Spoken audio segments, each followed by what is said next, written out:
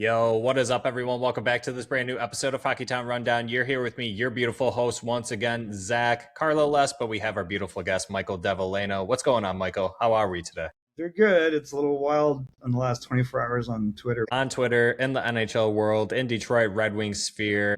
Before we jump into everything, I appreciate you jumping on and joining me to talk about all the things that have been circulating with Dylan Larkin requesting a trade, Elliotte Friedman posting it on Twitter, and us over here at Hockeytown Rundown, Carlo and I posting things and trying to figure out what could we get for Dylan Larkin, what's a good fit for Dylan Larkin. We're going to be talking about that in this episode. But Michael, why don't you go ahead and start off by talking about yourself, who you are, what you do, and where the good folks at home that are watching and listening, where they can find you. You can't find me now. I'm on Twitter, but don't find me. I don't know. I've worked in scouting a little bit. I've worked in coaching and general manager at lower levels. I've worked in the WHL for a while as a scout and working with an agency, Gold Star, just to find young North American talent. And so I've got to sit in arenas a lot and evaluate guys and give opinions and get beat up and run some drafts and stuff like that. So I'm on Twitter at PucksandDreams_. Don't let him fool you. He's also there on YouTube as well. You can find him on YouTube. Give him a subscription as well. But appreciate you hopping on, Michael. Yeah, let's kick it off by saying thanks for joining us on this brand new episode once again. If you are watching or listening on YouTube, hit that subscribe button, hit that like button, hit that notification bell that lets you know when these episodes drop, as well as our short videos and everything else that comes in between. You can also find us on Apple Podcasts and Spotify and all the major social media platforms. Make sure you're following us, liking us on all those as well. Michael, tell us your initial reaction to the news dropping. It was Elliotte Friedman with a post saying, official, per sources, Dylan Larkin has requested a trade out of Detroit with the Detroit Red Wings. Your initial reaction to the news? I mean, obviously I was a little surprised because, your initial reaction is surprise at it and is it real? And I think that was the first thing. So you kind of check and see. And I don't know if I saw it from Elliotte Friedman first, but I saw it eventually from him. Yeah, so I think that was probably part of my first reaction. So after you kind of think through it, you're like, well, how did we get here? And there's so much speculation as to how and why. But, we had talked about this before. You've got a bubble team. You got a guy that's a middle to lower end 1C and needs help. And there's obviously some public back and forth the last two seasons where, last year it's like, well, you didn't do enough at the deadline to help us. We could have, there was that came out with Dylan Larkin. And then this year, you have the coach and the general manager our best players need to be better. So you were like, okay, these are smoke signals. Something's going on. So that was kind of where we landed, I guess, the last few days. Are you a little bit surprised that we haven't heard from Pat Brisson, Dylan Larkin, maybe not so much Dylan Larkin, but maybe even Steve Yzerman? And is it more than likely that we won't hear from either of them probably until something actually happens? I don't know any of the inner dealings. I know a little bit of, I know Pat enough that I've had interactions with them, and he is a gentleman. He is the Scott Boras of hockey. He's really, a pretty classy guy. He's always going to advocate and do the right thing for his client. And he's got the best clients if you look at his roster. And I think all of his clients operate with a certain decorum generally. So did it come out from his side or not? I think that he's smart enough to know that maybe that's not the best thing to get what they're asking for. Right. Or maybe it's been a while, maybe it's been 2 years and now he's just finally letting it leak out. So that's a possibility, right? On the flip side, so I don't see him coming out and talking about it. I think if they asked him, he would probably have no comment.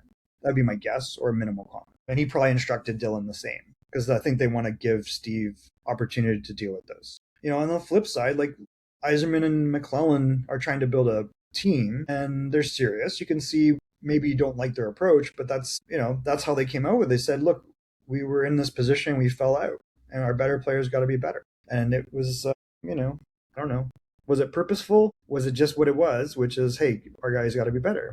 It could be one or the other, right? Maybe he's too frank in his own way. Where do you believe that all of this stemmed from? And when I ask that, because Elliotte Friedman says it's per sources, right? And he always wants his sources to have volume, validity. He wants it to be the truth before he actually speaks on it. And I would say very little does he ever miss. 95% of the time when he says something, it has truth behind it.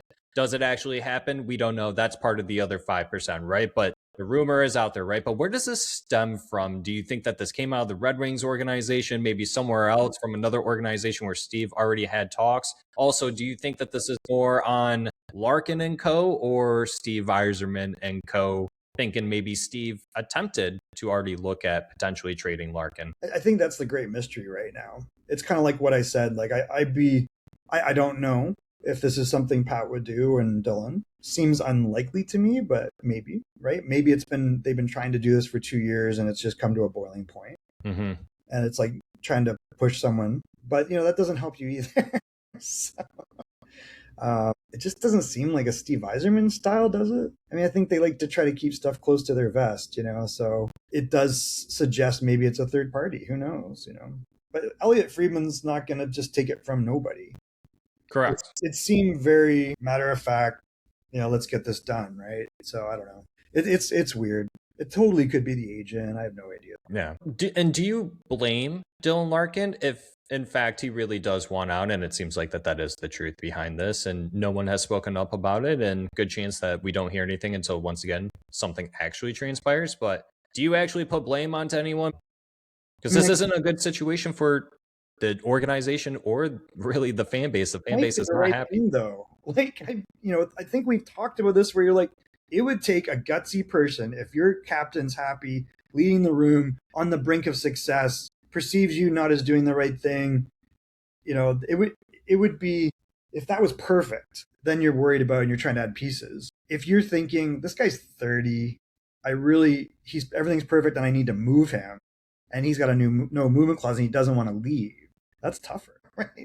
So it's two sides to it. It's like, no matter what, he still has a no movement clause, and it doesn't make it easier that it's coming out, but it also takes kind of the pressure off in the sense of well, we got to get a deal done. He's an asset. We don't want him in the room, and you move on. You figure out what you can get back for him, and I think that's kind of the process we're just having fun and speculating on, which is, well, what is this guy really? What do we see him as? What do other people see him as? And if you were to do a deal, how do you get the maximum back for you? And what does that mean? Is it I get the assets back so that long-term my team gets the heck out of the bubble? Probably. Because I don't think you're going to make a hockey deal 1-for-1 that's going to solve this unless there's another disgruntled person that's 30 years old. And do you want to go that right? Logical thing would say, how do you get the highest pick possible and the best prospect possible to fill 2 forward spots? Because it's really tough to get that A-grade talent in a trade unless there's a problem. When you're looking at it, it's like you have to draft, and that's a long, scary process, right? These are kids and they're prospects, and some of them, like Macklin Celebrini, step in and crush it, and those are the rarity. And most of them have an adjustment, and that's just reality, or it takes time. So I think you just get the assets you want. Maybe your team takes a step back in the short term. It opens up maybe a couple spots for guys like Casper, and hopefully Danielson is healthy, and you got Carter Bear coming in, and Max Plant's back in school, but maybe in a year that's another guy that you look at or use it as an asset. They've got a lot to work with, and now they got this, and then you got DeBrincat, frankly, because DeBrincat long term is not locked up, and he's going to demand a good piece of coin, and he's not young either. Was he 28? Something like that, right? So you might have to do this again. So kind of backtracking a little bit, would you really blame either one of the two, Dylan Larkin or Steve Yzerman, for this? I don't think you blame anyone. I think everyone's got their reasons, and you just live with it. You just go figure it out. What good is it to blame anyone? Right, because you do see online, you got fans saying if Steve Yzerman would have done a better job constructing this roster, didn't get the bad free agent signings, and his prospects would have panned out a little bit better. Then you got fans saying, what was the reason for Dylan Larkin going on NHL Network 2 months ago, saying all these things about how he wanted to be the guy, and how he wants to get them into the playoffs and be in the show and be the one to be able to do it for this team. 2 months ago, he said that, and now he's kind of going against his word, and fans are very upset about that. And the people who were calling him soft for years are now coming out of the woodwork and saying, I told you so. So does this make Dylan Larkin soft? If you didn't think that he was before, do you think that this is a bad move on his part? Does it tarnish his reputation? Someone's gonna benefit from this. He's gonna go somewhere, and he's gonna try to prove what he was saying was right. He's gonna go to a better team most likely, because he's gonna try to control that destiny, and he'll probably bite. And he doesn't have the easiest time here.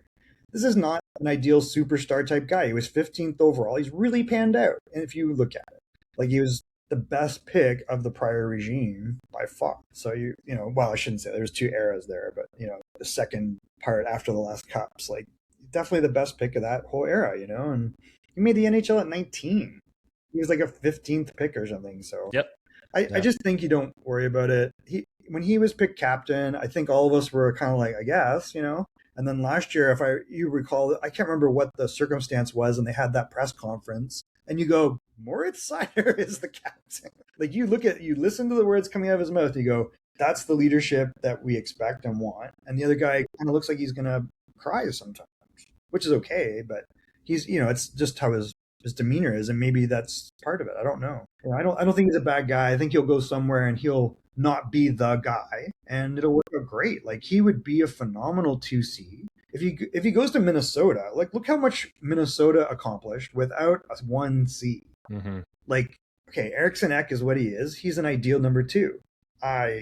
Who's the number 1? Hartman. Right.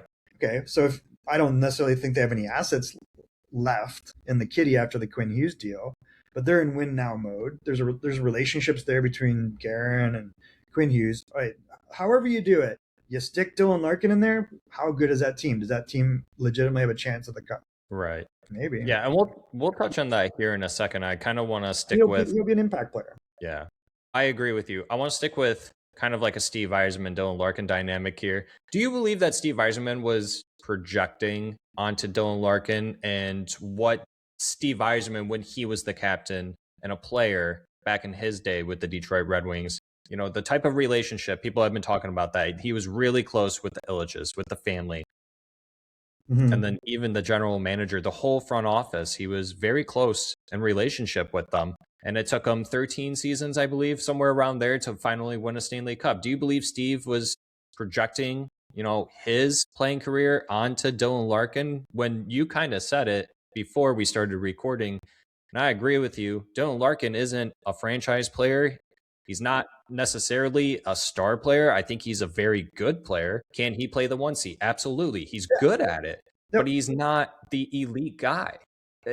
And as you mentioned it, and I mentioned it the last time we recorded, you saw what he did with Team USA. Yeah. He's better as a role guy. Yeah. And so any team that is interested in Dylan Larkin, they're trading for someone. I believe you're trading for the 1C aspect, not because we already have a 1C and we need a 2C. Like you would be trading him for the aspect of a 1C. And plus, if your 1C does get injured, you have a good replacement in that. So back to the question, do you believe Steve Yzerman was projecting himself onto Dylan Larkin and expected Dylan Larkin to be better than what he had contributed to the Detroit Red Wings in his tenure? Maybe.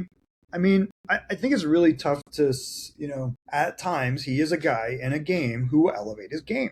He will go out there and he will be the impact guy to try to change momentum. And if you pull that out of this team, what happens? He's gone for 8 games and they collapsed. So he's the only guy like that, really. Like I even question sometimes, Raymond, and maybe he's hurt at times, and he's a very, very talented player. But is he like Pavel Datsyuk or Hank Zetterberg, or is he like Fedorov, or is he like, I don't know. It doesn't feel like it. And he also doesn't have that supporting cast. But Larkin, you can say he took the responsibility of being captain seriously. He obviously wants to win. You saw him in an environment where he's not the only guy. He still elevates his game. He came in last year, I think, as a 13th forward, and then had a big impact, right? In that World Cup of Hockey or whatever it was, Yeah, he was very much borderline of, he started out as a 4th line player and then elevated when there were injuries and whatnot. So yeah, very much so. Yeah, he's definitely put himself out on the map. And I think if general managers from other teams didn't realize or understand how good Dylan Larkin's game was, it was when he started playing on these world stage tournaments and started winning that gold medal game. I think it did wonders. And I think now is where we can start transitioning into, what we believe Dylan Larkin can get, maybe what the good fits are, or teams that potentially could be going after him. Carlo seems to think, and I kind of agree with him, although Dylan Larkin does have a no move clause, this almost essentially, with the news out, creates a bidding war amongst the teams that might be interested in Dylan Larkin. And while Dylan Larkin does have the final say, here's one question I have for you, Michael, that I forgot to ask. Do you really believe Dylan Larkin would be the guy who says, there's only 2 teams in the NHL that I would go to, and I'm going to completely screw you over, Steve Yzerman and the Detroit Red Wings organization. Do we believe that Dylan Larkin has that in him to do something like that? I think it's the agent, right? And the agent is going to, you've got the best agent in hockey who has a lot of respect, or the biggest agent. He's got some of the best players, and people know and respect Pat. And I don't know if that's who's negotiating or if there's another representative. I think there was the Williams guy. Is it Matt or Scott? I can't remember. So he's, it might be one of those. And I just think they're going to conduct themselves professionally, but they're going to try to get him in the situation he wants. And, I went through this with the guy this year who just take a much lower level. And it was like, he walked on the team because they weren't playing him. He's a veteran. Everybody starts calling. There's teams I don't want calling, saying, pitching me for a deal. I go, well, what's the GM say? And the GM's like telling me no deal. That's not acceptable, right? So there's like this triangle. There will be other teams that are not on his list that will try. And if he says, and my guy said that, he said, I will only go to these 2 teams. And then the deal never happened. It just never happened because there was not an acceptable deal on the table. And, eventually I said to the guy, like, look, this is your last year. Let's focus on where you're going to play next. Yeah.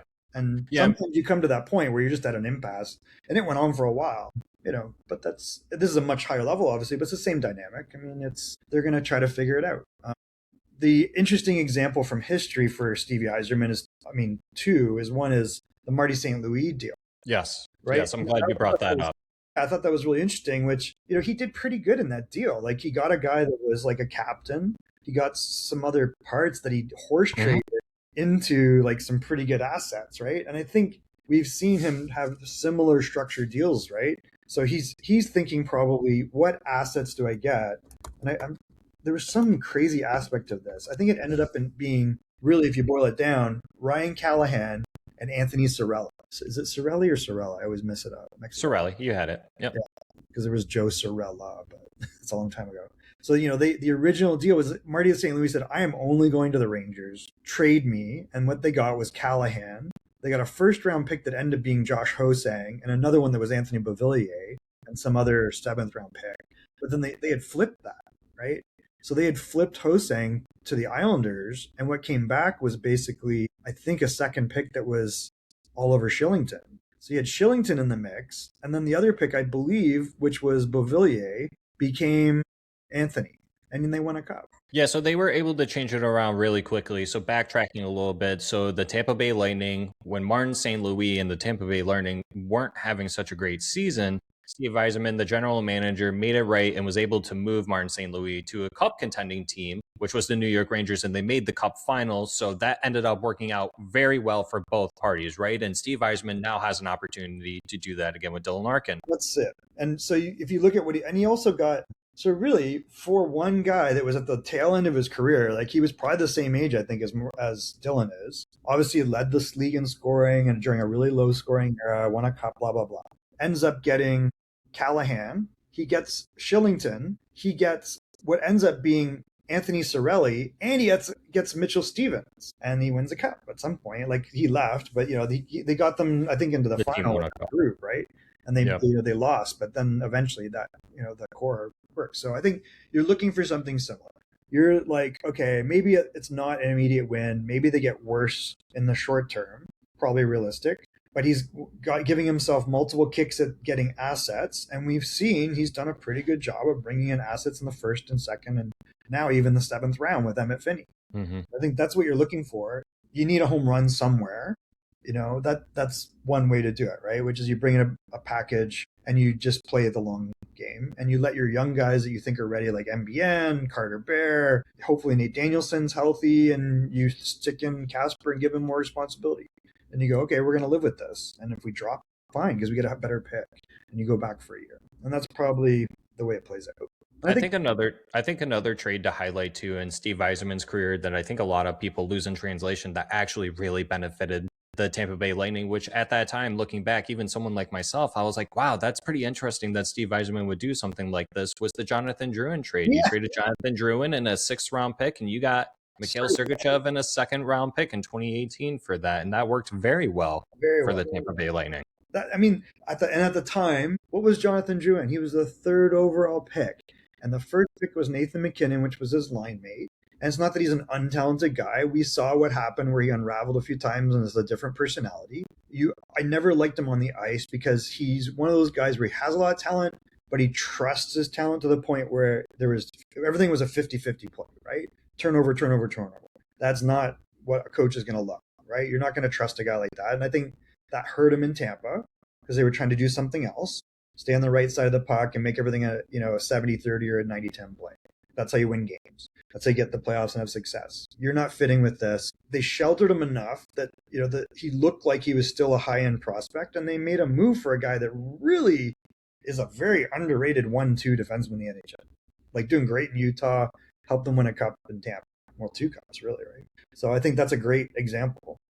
He's a pretty shrewd. I mean, I think he clearly won the DeBrincat deal. Yeah, I'm actually really happy that you brought that up. So Alex DeBrincat, I brought this up on our last episode as well. If you guys have not watched that, please go ahead and watch that. That's Carlo and I's reaction 24 hours after the rumor came out. Alex DeBrincat, he was just an RFA, right? So the Sens had no obligation just to only trade him to Detroit. Just because he said that's where he wanted to go to doesn't mean that they had any obligation to trade him there. The Sens were still able to get a pretty decent return for someone who didn't want to stick around and play with that organization, which was a first and then a couple wash picks, which was Dominic Kubalik, and I think it was Donovan Sabrango as well.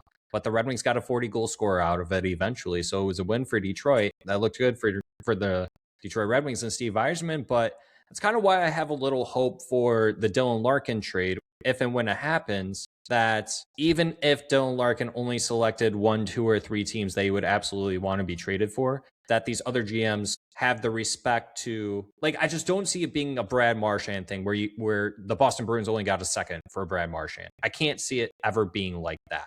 How bad do you think it could get for the Detroit Red Wings in terms of value coming back? Like, how long is he under contract for? 7 years? 6? 5 more years. 5 more. The cap goes to the moon right now, the next 2 years, 3 years. It's got a very good deal. That's a very attractive deal, right? So that pans out really well. If that was your ceiling, by the way, or your floor, or however you say it, it takes away an obstacle to getting a guy that might need more money, i.e. DeBrincat, right? So I think this will be not like the DeBrincat deal that Ottawa got. I think they'll get, he'll decide.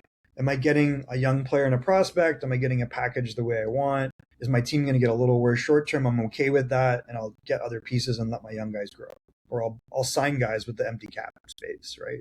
Which there's not really much. But so I think they'll be okay. Are they going to hit a home run here? We won't know for 2-3 years. I think you got to try. And that was kind of my point with my crazy, by accidental viral post on Twitter, which is you look at what you want, and that's how you go into the negotiation. You go, could I do this? And you get a reaction and you deal with it, right? You try to package something that's palatable. If it's so outlandish, then you back off and you move on, right? If you were Steve Yzerman, what direction would you go in the Dylan Larkin trade? Obviously, if there's only 3 teams that you're only limited on options what you can get, and I do want to mention this, that apparently to Elliotte Friedman, teams that he's hearing a lot, it's 3 of them would be Minnesota, Tampa, and Dallas. Let's say those are the 3 as an example. Really? We don't have to talk about the pieces that would be coming, but Dallas. These are teams that don't have young prospects. They have picks only. What direction would you want Steve Yzerman to go in? Just picks? Would you want a young centerpiece or a winger coming back with picks? If you were Steve Yzerman, Michael, try to put yourself in his shoes. What direction are you going in with this Dylan Larkin scenario? Your first thing is you go, all right, I'll make a good effort to talk to those 3 teams. I look at what assets they have and I'll tell them, hey, look, I think it's worth this. And then you see if you guys can come to an agreement. Mm-hmm. And I think you try to frame it first. That's, the alternative is maybe, and I don't know his style, you sit back and you see what they offer, but sometimes that doesn't work as well. So I think you frame it first. You say, this is what I would like. And they might, no way. Or they're like, oh, that seems reasonable. I'm willing to part with that because maybe they were thinking more. Right. Yeah. I don't know. And everyone's going to try to lowball everybody. Right. But I get your understanding that I think Steve Yzerman has to be the one to set the bar first in terms of what he's looking for. I mean, I would personally. If you were Steve Yzerman, yes. If it was me, I would definitely do that because I think you don't want to look desperate and like you're pushing to get a deal and you have to. I think you just make it very clear. listen, it's an unfortunate circumstance. We really love him. We don't want to move him. I've been in that scenario before. I'm like, no, I love the guy. I have no interest. It's just a misunderstanding. But I'm respectful. I'm going to explore this deal, and that's the approach you take. That's what I've done in the past, where it's like, well, guy wants out. It's not the right fit or whatever, and boy, I'd like to keep the guy.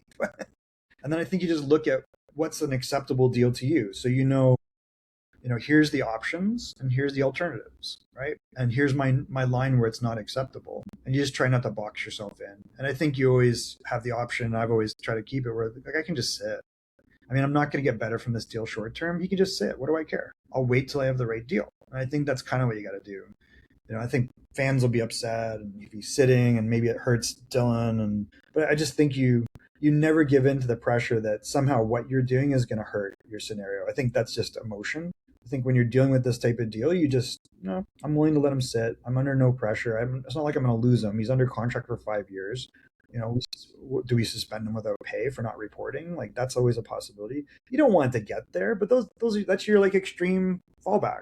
And that's my position. And that's where some fans, including Carlo and even a little bit of myself, believe that Dylan Larkin doesn't have as much leverage as he does because of the fact that Steve Yzerman has the leverage to just not trade him at all. And at this point, it kind of seems like it's playing a game of chicken, two cars going head to head with each other and who's going to be the one that balks first, right? And I think Dylan Larkin has to bend a little bit. While I understand he wants to go to a team that might be one second line or first line center away to being that cup contender, I think Dylan Larkin and Pat Brisson have to understand that there's more than 3 teams in the NHL that would fit in that category. And I think that there might be 10. There might be 10 teams out there that are just one Dylan Larkin away from making the Stanley Cup. So let's go into that direction. If it is up to 10 teams, does that increase the bidding war? And what could you expect out of a deal from Dylan Larkin in a range from the Tampa Bay Lightning or the Florida Panthers all the way down to teams to the San Jose Sharks, right? Yeah. If you're Steve Yzerman, you're going to, it's a wide range there, right? How can a team like the Florida Panthers compete with a team like the San Jose Sharks with the type of players that they have that would be very lucrative to the Detroit Red Wings? Yeah, and Florida's interesting. They've won 2 cups. They missed the playoffs because they're beat up and their best player misses the whole season. And it's like night and day, right? Could you trade a Dylan Larkin to Florida that says, listen, Barkov's back. We know what happens when he's out. We got to like load share him a little bit. Like, do they move a Lundell? Yeah, I had a thought about that too, because that's literally the only guy who fits around Detroit's age and that does not have a no trade or no move clause on that team. Yeah. And so and you go, listen, we had conversation.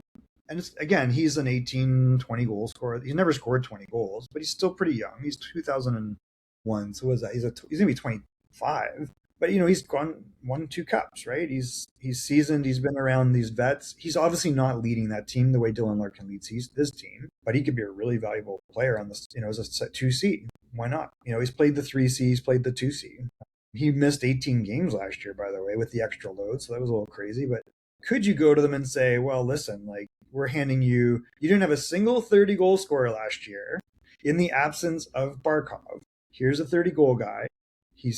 It'll be like the Ekblad situation where the first time Ekblad missed, they had OEL, and OEL ate up all that time during the regular season and waited for Ekblad to come back, and it got them to where they needed to be. And it's the same idea, maybe. Like, okay, great, Barkov's going to start, but what if he goes down again? That's maybe how Florida's thinking, because they have a window. They've got Marchand and all these guys. They're not young, and they don't care if they're young. I don't know what the Bob situation is there, like the Bobrovsky situation, but I think that's a possibility, and they probably have pieces. So you go, well, you know what? If you did Lundell, I would do that straight up. Maybe maybe that's his line. Or you go, I would do Lundell and a first or something. You don't know, and you try to get maximum out of it.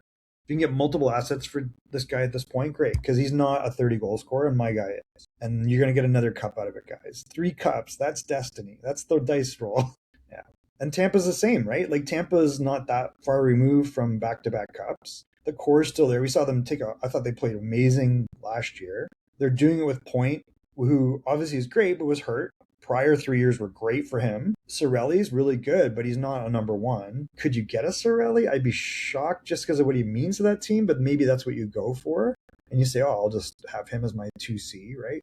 he's an unusual, valuable player. Like he's a kind of a big body, and he's scores some timely goals, and he wins faceoffs, and he's just an unusual fit, right? He's what you would want Nate Danielson to become, right?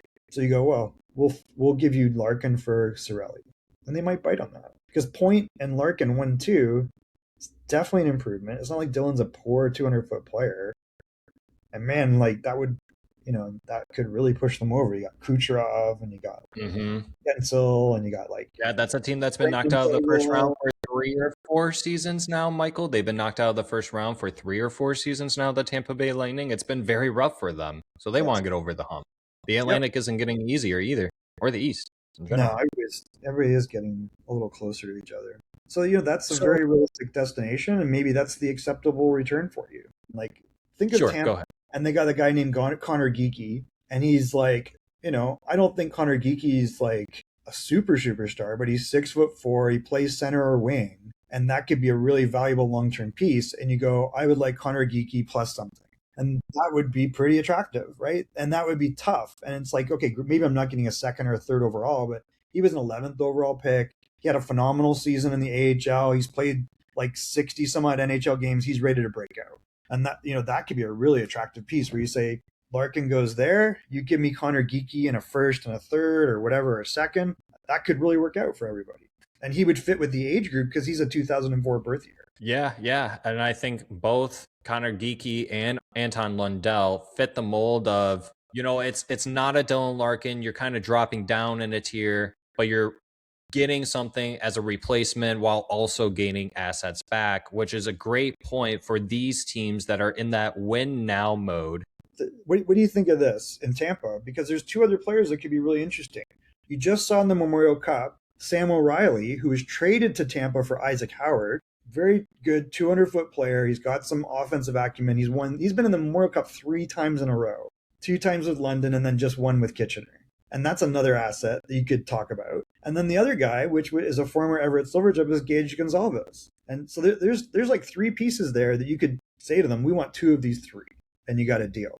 And Tampa would like, all right, well, I'm getting another 30 goal scorer. I'm getting us, a true second line center. I don't have to give up Anthony Cirelli. And man, I'm going to make a run of the cup while I have Kucherov. Now let's talk about the flip side of the teams that aren't as highly touted as the Florida Panthers or the Tampa Bay Lightning, and teams maybe like the San Jose Sharks and the Utah Mammoth, who have a lot of young studs. San Jose just out of a playoff spot, but they have a Macklin Celebrini who put up 100 points, and they want maybe a little bit more veteran leadership. Someone who's obviously Dylan Larkin's only been to the playoffs once, but someone who has the experience in the NHL can be a really good 2C for them right now. Utah, maybe the same thing.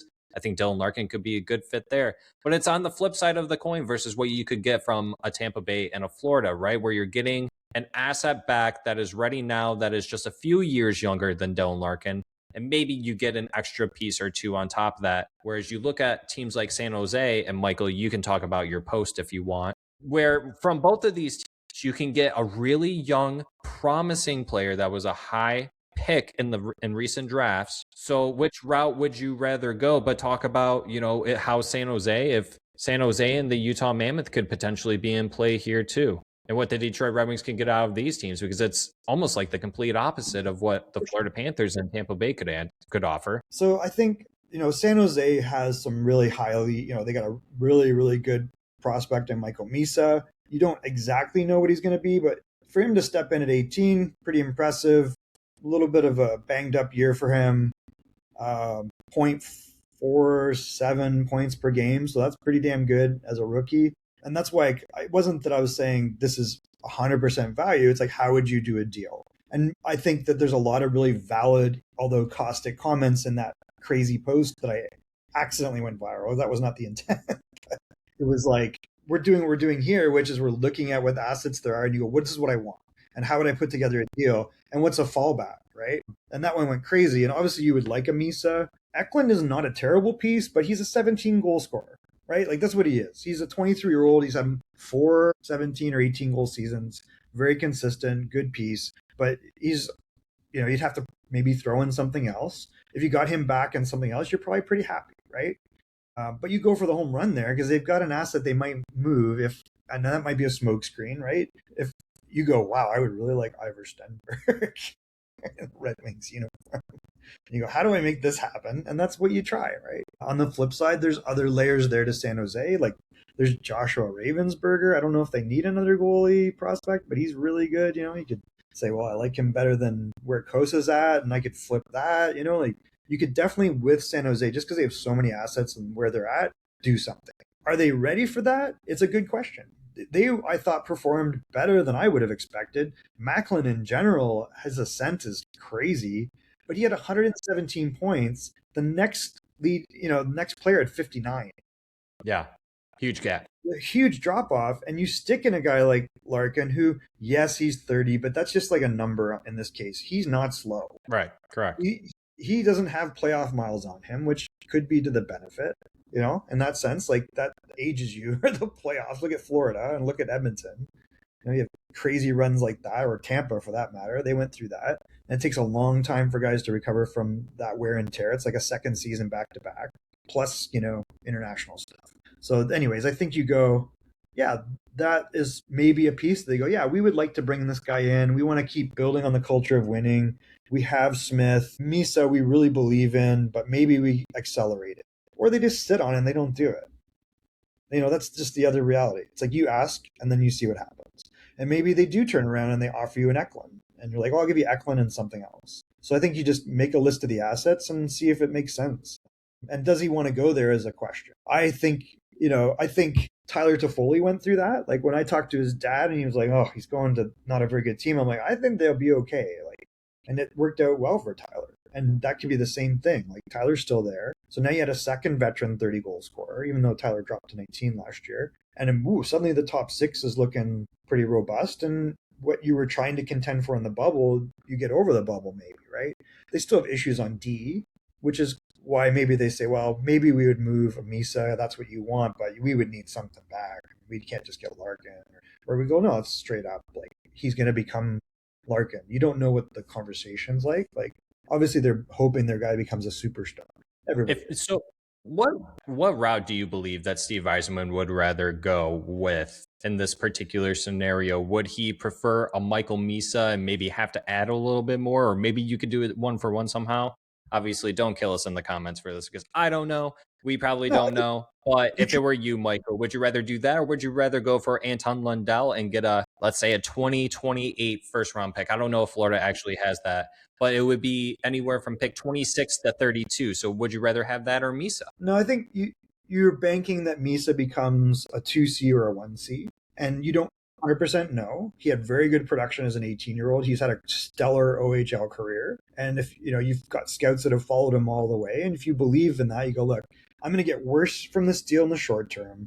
I'm thinking in 3 years, all of our guys are closer in age, they're younger, and that lets me contend for a long time. That's what you're banking on. So I think that would be the better route.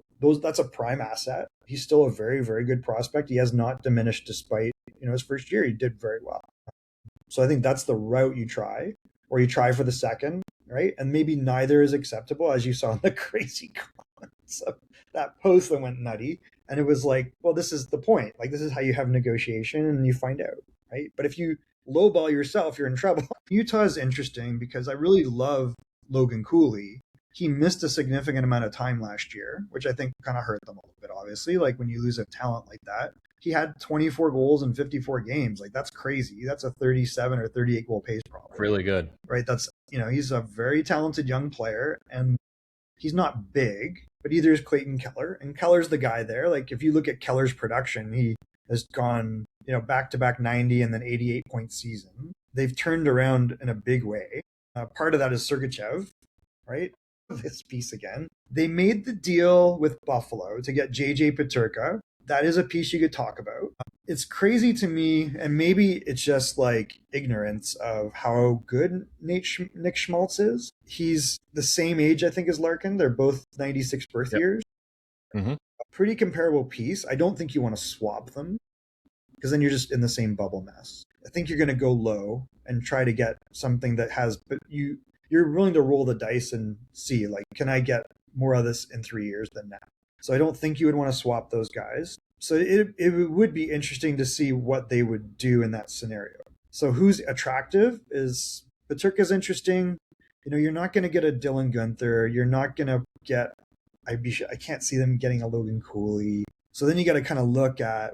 They kind of drop off. There's Daniel Boot, like the Russian guy, and then there's Seamushev. People bring up Tij. Wow, that would be freaking yeah.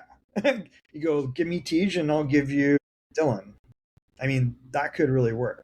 I think Tej has done nothing to lose his luster as a pick. So that's kind of interesting. Where was he picked? Yeah, he was the 6th overall pick. And then they have Caleb Desnoy.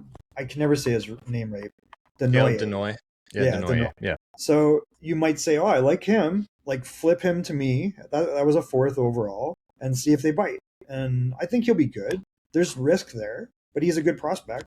He's definitely not a proven performer in the NHL, unlike the guy you're getting. So give me something else. And I could see that being realistic. So yeah, I think you just try to put all the pieces on the table that you're willing to look at.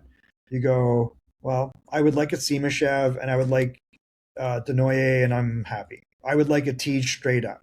I mean, I could definitely see that happening. Again, Tej is, he just crushed it coming back from injury. Like he's such a good player. Like he had a great playoff. He had a great regular season. Like he was like 2 points a game. He was almost a goal a game, I think, in the WHL. Like he's a really good player. Do they bite on that? Or they might go, no, we're just going to ride it out. We really like him. We think we got to steal at number 6. And that's maybe how you go. But I think between those 4 guys, like Seamushev, Peterka, Tej, and Denoye, maybe there's a deal to be made there. That could be really effective. And that would definitely improve Utah.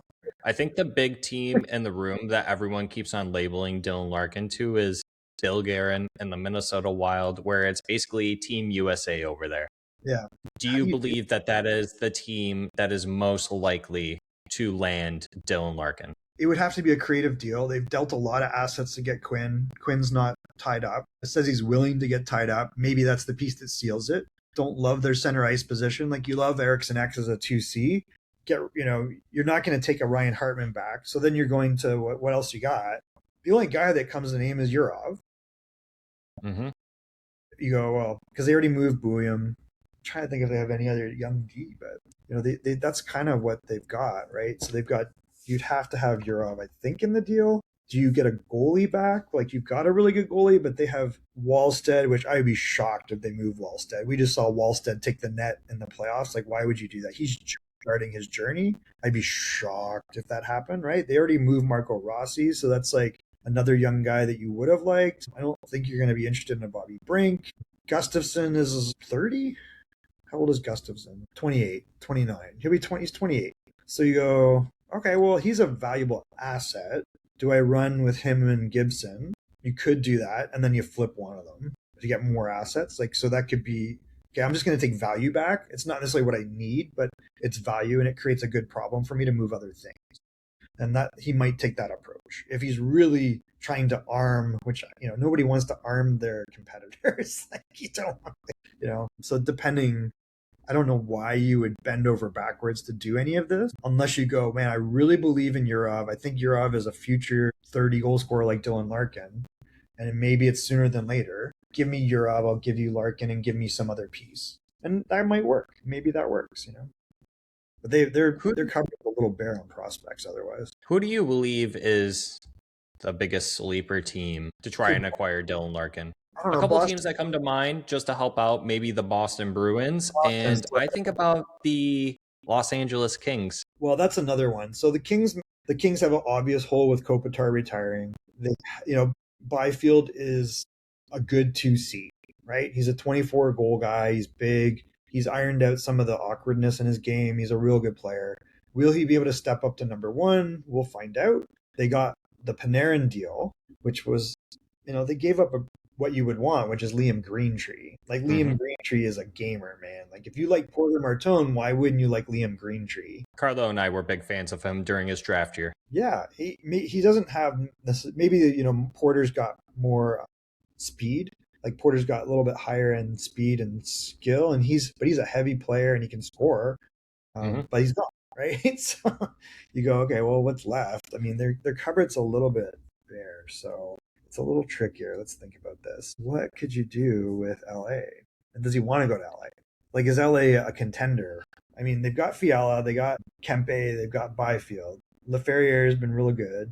He's still pretty young. You could get that as a piece back, I guess. Kuzmenko's there, which is always like a love-hate thing with coaches. No, man, they're really kind of weird right now. They don't have us. You got Brandt Clark. He ain't going anywhere. And I think that's, and you kind of said it there too, Michael. I think that's been the hardest part here as Red Wings fans, or really anyone in the NHL sphere that is trying to figure out where Dylan Larkin could go, where he wants to go. It's obviously a cup contender, but could we somehow get Dylan Larkin to view teams outside of the Tampa Bays, the Florida Panthers, the Dallas Stars, the Vegas Golden Knights, could Edmonton possibly be in play for Dylan Larkin? I mean, like, you got to think about it. Like, Dylan Larkin could, and his agent could be like, hey, like the Edmonton Oilers are one Dylan Larkin away.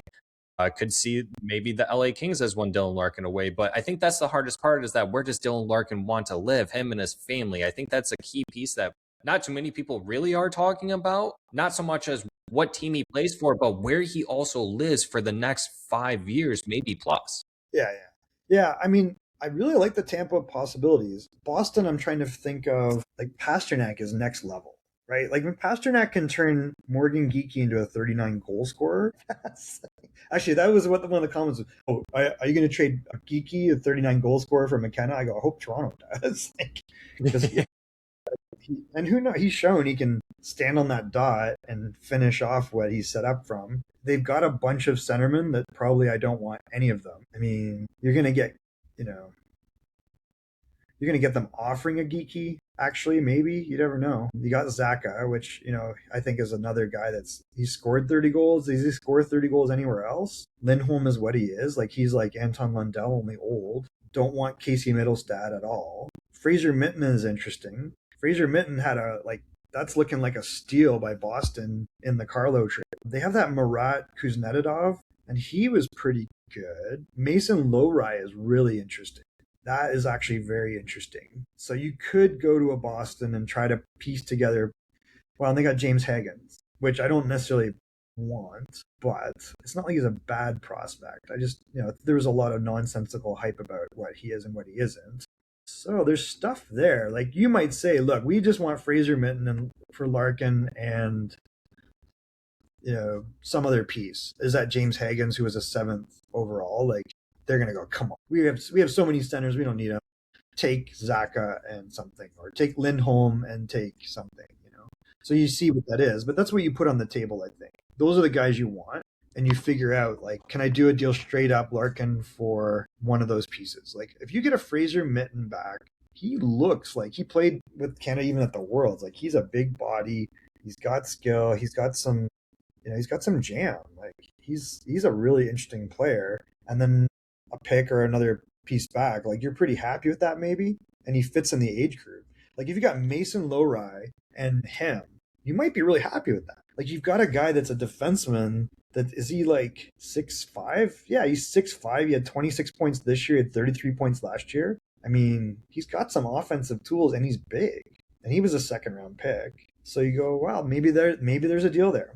That would be pretty interesting. And they would have to believe that Larkin would come in and do more than just replace the 30 goals of Zaka. Or, I think Geekie, you'd probably keep him in that scenario. So you have all those guys still. So you go, well, can he improve my 1C or my 2C? Which I think in both cases is probably yes. Although, Geekie seems to be... Is Geekie playing center? I guess he is with Pasternak, right? Doesn't act like a center, but that's Boston's lineup. But yeah, that could be really interesting. You do Fraser Minton and you try to shoot for a Lowry, and that might be so much back that you don't care. With the way that the Atlantic is, if you're Steve Yzerman, you more than likely don't want to trade him to a team that you're going to play him a lot, right? Maybe. Does Steve Yzerman drive up the cost a little bit more if it's a team that he's trading to in the Atlantic versus a San Jose Sharks? Are you going to ask for a little bit more than you would for San Jose? I mean, you could position it that way. Sure, you definitely could. Yeah. And I don't think Boston's desperate. They know their needs better than anyone. Like, they've got more out of guys than I would have thought they got out of the guys they have. Oh yeah, they're really good at doing that. Yeah, they're a big team. Pasternak makes guys around him so much better. They got goaltending, like Swayman's no bum. They got good defense. They make it work. And that seems to be the story of a lot of teams. Like, they're just trying to get 270 to 290 goals for. How do you keep the goals against below a certain threshold so there's a delta? that's, the voodoo math on paper is what you're trying for. And then there's the little nuances of how do I go match up? Like, how do I match up against, these teams and their best players? And is this a bad matchup or this? And that's where I lose a playoff round. That's kind of where you're at that point, because they've shown they can get in the playoffs. They're big and heavy to play against. They've got some pieces that just seem to produce. Pasternak's at the height of his powers. Like, he's such a great player. Yeah, I think if you position it to answer your question, listen, we don't want to really play him all the time. Give me more. That might be a little weird, but maybe I think you just ask for what you want, and you draw a line where, like, no, it's, whatever you're offering is acceptable or it isn't. What is the best case scenario and what is the worst case scenario in terms of what you're getting? And it's a two-fer question. Do you believe Steve Yzerman is the right man to pull off this type of trade with Dylan Larkin? I mean, it feels like it, right? Like, we've given examples of where he's won those types of deals. Like, I don't think he's gotten blown out on any deals. And if anything, he's often getting the best player out of it. And when he was backed into a corner in two circumstances that we highlighted with Drouin and St. Louis, he did fine. I don't think he's panicked about anything. I think people respect him, and it may be too slow for everyone. Like, we want success, and I'm sure he wants success, right? But he wants dynastic success. So to answer that question, I think, he would be, I don't think I have any problem with him being the one to make the deal. And then the worst case is you give him up for a couple picks that don't pan out. Right. Which I don't know why they would do that, but maybe that's their plan, is just get assets. We roll with what we have on the young guys. We've got enough coming up. We're trusting Lucas Raymond, Nate Danielson, Casper, Carter Bear, Max Plant, Jen Borg, like MBN, like, we're fine. So do you believe that is the worst case scenario, that Steve Yzerman only gets picks back? I think so. Okay. Yeah. And because then there's like no payoff for a long time. Yes, correct. Which a lot of fans are nervous that, you look at it from that perspective. If you do the picks, then maybe you're pushing yourself 4 to 5 more years potentially of not making the playoffs. And then you look at how Dylan Larkin and the age of where Raymond and Seider are. Should Red Wings fans be nervous that something like that could happen again just because it happened with Dylan Larkin as well? I said this back in May, and people freaked out, which I'm like, I'm just saying reality, which is he's not under long-term contract. DeBrincat is something you have to sign him or trade him by the deadline. Yeah, I agree. I'm with you. Yes. And it's not like, well, why would they do that? Stevie's going to get it done. I'm like, maybe, I hope so. But if he asked for 12 million or 14 million, he's not good enough to get them in the playoffs. He wasn't in Chicago. He's a very good player, right? He's like our Cole Caulfield type player. I mean, that's what you have. But Cole Caulfield has a lot of stuff around him that DeBrincat does not. So you go, I want him. I want to keep him. I can't, sell the whole future like this is the only guy, because that's not what he is. Mm-hmm. 40 goal scorers don't grow on trees. 30 goal scorers don't grow on trees, right? Like, so you got to figure it out. Like, but you got to sign him, and if you can't get a number, you got to move. It sucks, but it is what it is. And then you're back to Seider, Raymond, and whatever you build around them. Would you be nervous for Seider and Raymond to pull a Larkin if we do go another 4 to 5 years missing the playoffs? That seems realistic, right? Well, that's why I'm asking. Some people do believe that, some people don't, and they think that just because Larkin did it doesn't mean that. Here, like, you could probably suck up 1 year of not being, of taking another step back to get a high pick, and maybe those guys don't complain. But you got to give them guys to play with. Like, it's just got to happen. I mean, Raymond's not a center. He's a winger, and he's really talented, and he does a lot of great things. But you need guys for him to play that tic-tac-toe style with, right? And Seider is leading one of the, I think a very good decor. I wouldn't say the best decor, but he was 5th in Norris. Edvinson's a great partner. Now you got Falk anchoring another line. You still have ASP in the mix. And it takes the edge off of guys like Sherratt. I thought Aljo played a lot better. And now you got Anton Johansson in the mix. So that could be a really good decor. And then, I don't know, how do you appease these guys? You got to win. You're not going to keep a Gibson. Well, maybe. I mean, he suffered a long time in Anaheim, but Gibson's like, God, I'm not getting any younger. I came here to win. Falk's like not younger, I have one more final question after this, but I want you to answer, what is the best likely outcome scenario for Detroit Red Wings fans, general manager Steve Yzerman, with a Dylan Larkin trade? What is the best scenario outcome, in your opinion? If I'm going specific, like, do I think, well, just to address the elephant because of Twitter, do I think San Jose is chomping at the bit to get Dylan Larkin? Probably not. Are they chomping at the bit to get rid of the pieces that you would want? Probably not. Maybe they would do another one. So I never was advocating this is the only deal, and that's not the point of the exercise. So I don't think that. What I think it was interesting when you go down the list, the Boston scenario is interesting. The Florida scenario is interesting, and the Tampa scenario is interesting. There are pieces there that you could really flip around and have a good time with.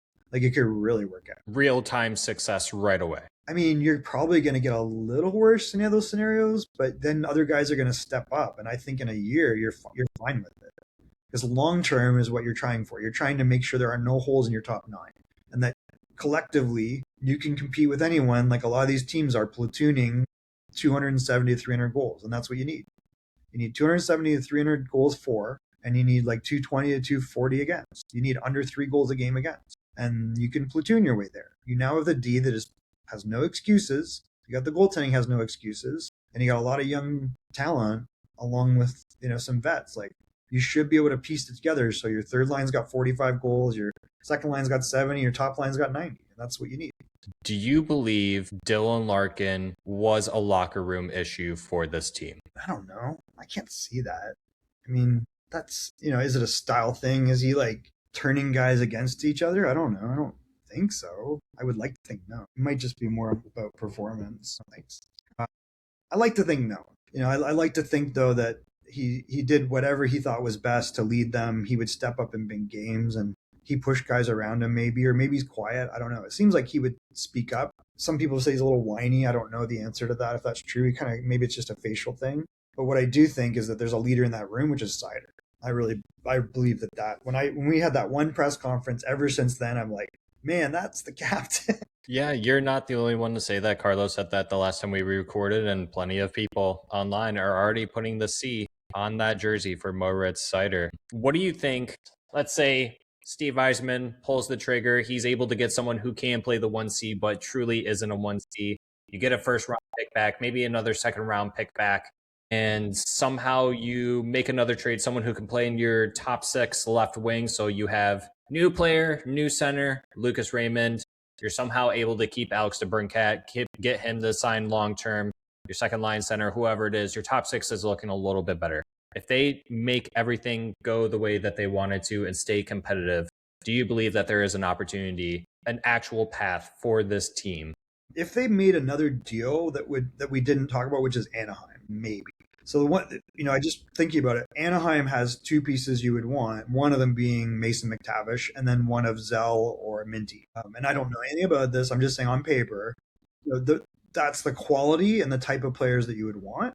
Do they bite on it? There's a relationship there, obviously, with Pat Verbeek having prior worked with Steve in Tampa and in Detroit. And, they showed they're a win now, right? Like, they have their stars. They have Beckett Seneca, they've got Leo Carlson. Those are their young guns, and they've surrounded them with the Kreiders, and they've surrounded them with all the other guys that are really good, like, Terry and Cutter Gauthier. Like, they've got 3 young stars there. Like, Gauthier had a phenomenal year. So could you move it for a Mason McTavish? The risk is he never plays 1C. He's always a 2C, but he's a pretty good 2C. And then you get a defenseman. And they didn't play Zell as their 6th option in the playoffs. So maybe he's expendable. He's a little small, but I love Zell. He works hard. He's he's the hardest worker off the ice. He's strong. He's just not tall and big. Everybody's strong at this level, but he's legitimately pro level strong. And he can skate, and he's a left shot. So you could play him with a Falk, and that might be really crazy. Or you could play him with a Seider and be really crazy. And just to help fans too at home, you're probably whatever player that you take back in a deal. I don't believe you would be looking for someone to fill those leadership qualities that you were asking for Larkin. You're looking for someone to just kind of play the role. Or am I looking at it completely wrong? Are they potentially looking for someone to play it? Yeah, you're right. It's not your primary concern, but I think if you get McTavish back, you have some leadership skills. And that's awesome. That's a perk. Yeah. I mean, he's a big body. He's had he's a 20 goal guy. If you get him in the right circumstance, like 18 to 20 goals already. Can he get beyond that? I really like him. I think he's a really good player, and he's not at the production level of Larkin, right? And he's not this, Larkin's fast. Like, Larkin really pushes the tempo for your team, and he can play a 200-foot game. And if you're Verbeek and you already know Larkin firsthand, you go, I got Coach Q on the bench. I believe Joel Quenneville can help us finish this deal. We got the goalie, we got the D. Like, let's do it. Let's improve that one spot and go to Tampa. And while some people might be writing off the Anaheim Ducks, I feel like that is one of the strongest teams to do it because of the Pat Verbeek connection. And I think Joel Quenneville is a very strong coach that maybe Dylan Larkin would love to play with. And Leo Carlson and all the other names that you mentioned. I mean, there's a lot of teams out there. That's why I mentioned Michael. I think that this is where Steve Yzerman has a little bit more leverage because I think from Pat Brisson and Dylan Larkin's outlook of it, that I think a team like the Ducks, especially the way that the West is, I don't know if Dylan Larkin makes the Ducks as competitive as the Vegas Golden Knights, but it gets them close to that next level. Personally, to me, 4 games to 2. Yeah. Think about that. Like, that was a very close series at that point. And that was their, they just got in the playoffs this year, right? Like, you go, okay, I smell blood. Yeah. So this is why I believe that Steve Yzerman has a little bit more wiggle room. Dylan Larkin does have that no move clause. I think the agent, the player won't fully screw over the Detroit Red Wings organization as a whole, saying, I'll only go to these 2 destinations. And maybe it's a wider pool of options. Maybe it's 7, maybe it's 8. That's definitely way better than 1 or 2. So I think the return is actually going to be, they'll be okay. If you had to guess, Michael, if you had to put your whole entire life savings on it, this trade is beneficial or not for the Detroit Red Wings before knowing what it is, what would you put your money on? That this helps the Wings 4 to 5 years from now, or it does not help the Wings 4 to 5 years from now? No, I think you think that you have to, I don't see why they wouldn't get what they want back. And I think that if that is short term and long term or just long term, but I don't see them doing a deal that's short term only. And it's like, I don't think you're going to see like a schmaltz for Larkin. You're correct. Yeah. I hope not. It would be disturbing. Yeah, you hope not. Yeah. I think we have to go, we're a bubble team, man. We want to get out of this. And the way forward is we go with prospects or young assets or just draft picks. And I will trust myself to horse trade my way like he has in the past to get the top 9 filled out. So we are not just a playoff team. We are a contender. And that's what they want. And that's what everybody wants. This type of scenario doesn't happen quite often in the NHL, where a homegrown talent and captain of your team requests a trade out of an original 6 franchise because of disgruntled feelings of not being as competitive as he wants to. And you know what? Partially, Carlo asked me, do you blame Larkin? Do you have hard feelings? I mean, it makes me sick. I don't like the way that it transpired. Maybe if they kept it internal, it would have been a little bit better. But we've had worse betrayals, Zach. We had emotion. Fedorov trying to leave multiple times. And fair. We went through that. If it was, when Fedorov, you're like, no, why does this guy want to leave? He's the greatest player in the league. What are we doing? I don't think that's the case. But I do believe at the end of the day that this could be very beneficial for both parties. I think in the short term, more beneficial for Dylan Larkin, obviously, but in the long term, 4 to 5 years from now, I think Detroit Red Wings fans will be thinking Dylan Larkin. But obviously it stings, it hurts, it sucks. I wish it would have went a little bit differently, but it's going to be an interesting offseason. I mean, it completely changes everything that we ever thought. We were talking about who's going to be the 2C, who do we go and get, who's going to be the top line left winger, to who's now our number 1 centerman going into the season. So we're just going to have to wait and find out, Michael. It's honestly, I call it a travesty, but I don't think it is. We were miserable as a bubble team. How do you get out of that? Right. I think you got to bounce off. You have to have the guts to bounce off the floor maybe and go up, or get the assets that magically solve it, right? So you try for a home run. You try to take this asset and turn it into what it is. Because, if I was, okay, let's say they said, oh, you're the GM. We decide to make it, you're the GM. A new GM would have less pressure to try to win now. It's well, you guys weren't winning before. I'm trading DeBrincat and I'm trading Larkin. That's what I would do going and trust my scouting staff and my evaluation and my deals to be a true contender, because they just aren't. You can patchwork quilt your way to this, but I think you look at how teams that have won, they all have, you got Tampa, Florida, and Vegas you highlighted. You don't have a Barkov, you don't have a Eichel, you don't have a Mark Stone, you don't have a Kucherov, you don't have those pieces. So how do you do it? You got to eat dirt again a little bit, and not forever, but at least 1 year, maybe. Yeah, it might sting for Detroit Red Wings fans. And you know what? I've been saying this for a long time, and I'm going to knock on wood that the Detroit Red Wings for years have been beneficiaries of not getting hit with a super injury bug where it completely tarnished their whole entire season, right? Other than this past season and past seasons in March. But, like we haven't been a bottom team due to injuries. So maybe this is the year that happens. Who knows? But we're going to have to see and hope for the best, Michaels. My fingers are crossed. I really do appreciate you sticking around and joining me on this episode. I want you to let the folks at home that are still watching and or listening to this, who you are, where they can find you, what you do, all that really cool, neat, fun stuff, Michael. Yep, just find me PucksandDreams _ on Twitter, on x.com. It's probably the easiest way. I'm a little inconsistent on YouTube, but I'm very consistent on there. So happy to communicate with people that aren't nuts. We're all nuts. We're Detroit Red Wings fans, so we're all a little bit nuts. All right, Michael. Well, I appreciate it, man. I appreciate you joining me once again. And until next time, we'll see y'all on the next episode. Bye, guys. Love you guys. See you guys. Later, guys. Go see you, Dad.